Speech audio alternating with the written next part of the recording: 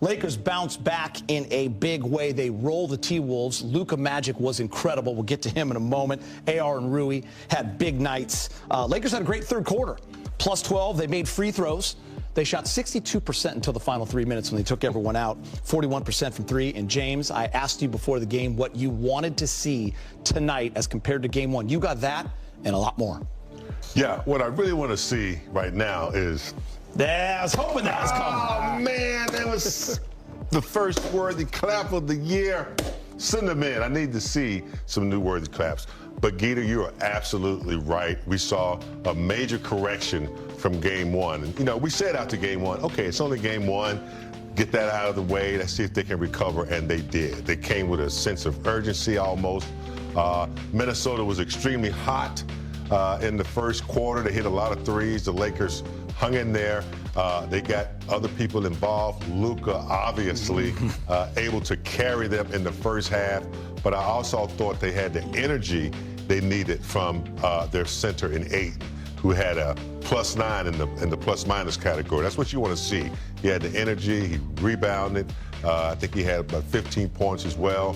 But the energy really changed when Marcus Smart came in the game. It's amazing how contagious energy is. He dove on the floor a couple times. Then Vanderbilt came in with his presence.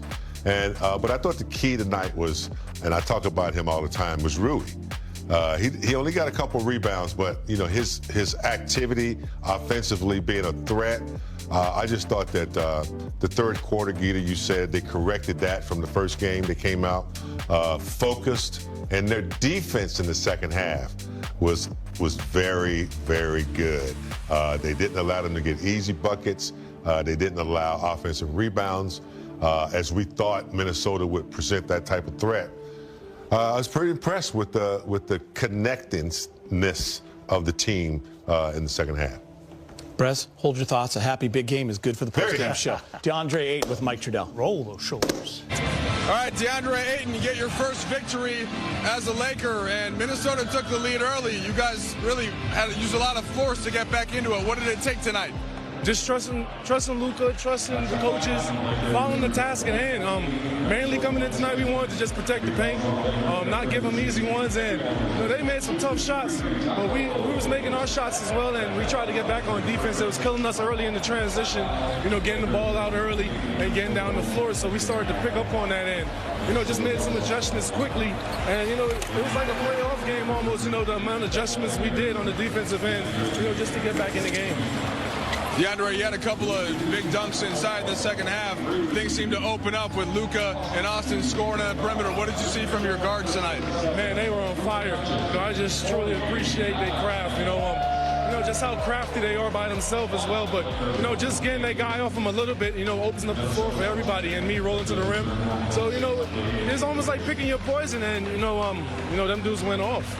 DeAndre, what adjustment did you guys make at halftime defensively? It looked like you made an impact there. Yeah, just mainly sticking to our rules and principles, you know, really trying to show Anthony Edwards, you know, a full team guarding him, a full five, and really just not making him get to our rim. You know, we'll settle for fadeaway jump shots and, you know, little outside paint shots, and, you know, we live with a contested three. But other than that, I feel like we all did a good job locking up the elbows and boxes, just really showing them a huge presence. And then last one for you, head to your first Laker road game now in the regular season up in Sacramento. What's going to be the key for you? Mainly just staying consistent, being together and just playing defense, putting defense first to create our offense. Appreciate it, DeAndre. Thank you so much. All right. Happy for DeAndre Ayton, had a great game, but I want to start with Luka, guys. Most points ever scored through two games, through the first two games in Laker history, passing Jerry West, is Luka Doncic. She has 92 points, 23 rebounds, and 17 assists. You look at it right there. 1969, Brez was just a thought at that point. It was -2. Jerry West had 81. Luka with 92. Luka, he had really nice rhythm. He knew when it was time for him to shoot and get his, and when to find Ayton, when to find Reeves, when to make the pass that led to the pass that led to the bucket. I feel like his orchestration of the entire game was just so much fun to watch. And he had a killer three over Jayden McDaniels in that fourth quarter that really made sure the game was out of reach. He's 3 assists shy of averaging a triple-double. He missed it by 1 in game one right. and 2 tonight. James, I think what's even more incredible is he did this on 23 shots. Yeah. efficient. Efficient and very smart in his selection of shots, not forcing the issue, taking advantage of mismatches. He played smart, he played wise. He didn't try to force the issue. He realized when he needed to get other people involved. He's just a mastermind when you have that kind of professor out there on the court. So I want to talk AR and Rui. The combination of 48 points on 19 of 28. AR was 25 and 11 and 7. But let's start with Rui, Brez, because we talked a lot about with LeBron James being out, he has to be consistently that number 3 guy. And Dwayne Wade, it was like he was in our studio the last few days. He talked about Rui only having 6 shots. You mentioned in the pregame show, all were from 3 in that first game. Different story tonight. He was aggressive. He had the volume. He got to his spots. He didn't settle. That's what we want from Rui. He was phenomenal. Yeah, to continue James' metaphor, I think Rui was playing the saxophone out there tonight. Whenever nicely, too. Whenever Luka was finding him. Rui, inside the arc tonight, so we're talking 2-point shots, 8 for 9. Really impressed by Rui tonight in the second game of the season. And still, with only 2 rebounds, he still gets a plus 11. I want to pay close attention to that this year, because sometimes you don't have to score or get a lot of numbers to still have an impact on the game. That means that he was going after them still, but he just wasn't getting them. So I just love the way he played his game tonight.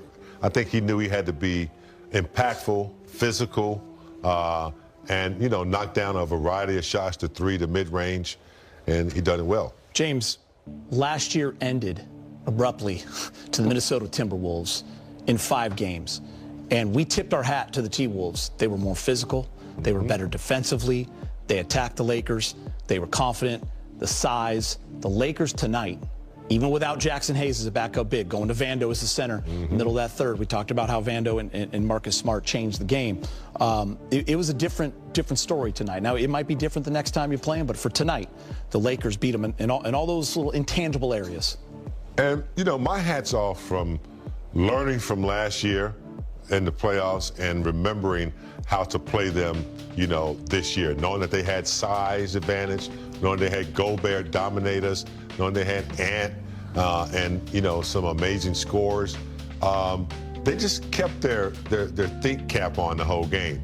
Sometimes it's, you know, you get distracted and you come out with a third quarter like they did against the Warriors, but they stayed connected. I saw Reeves, you know, before they came out at the third quarter, he had them all together, you know, reminding them what they're supposed to do. And that's how you connect as a team. But their defense, Vanderbilt, you know, he's had experience playing even Jokic before. So he really aggravates big centers. So he came in, did his thing. Marcus Smart, I got to tell you, he's verbal. He's physical, and, you know, he's always, you know, active around the basketball. So when you get that kind of, you know, service from guys, it becomes contagious because you see them doing it, and it kind of pumps the whole team up. I mean, Brez, the last time we saw Gobert, he was Lou Alcindor from Power Memorial, right? He could do whatever he wanted. He was just dunking every play and having the best game of his life. He had 2 points tonight. 6 months ago, almost to the day, he had 27 points and 24 rebounds against the Lakers. Game 5 of the first round. Lakers done for the season. 0 blocks tonight, Brez, 2 points, 7 rebounds. Yeah, Rudy Gobert.